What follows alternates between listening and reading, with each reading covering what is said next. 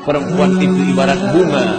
Perempuan selalu diibaratkan bunga kuntum yang akan mekar, harum semerbak, indah dipandang mata, dicium harumnya luar biasa. Itulah nasib bunga. Oh, nasib bunga, kau hanyalah kuntum di tengah taman. Akhirnya kau kembang harum semerbak dipetik. Lalu setelah kumbang memetik manis hilang, kau hanya menjadi bunga yang layu dan mati. Oleh sebab itu jangan kau pandang kecantikannya, karena cantik akan larut dan berubah. Maka pandanglah bukan karena lipstiknya, tapi kau pandang karena budi bahasanya, karena tutur katanya. Wajahnya bercahaya karena bekas air wudhu, terpancar kebaikan. Kenapa? Nurun, diberikan Allah cahaya.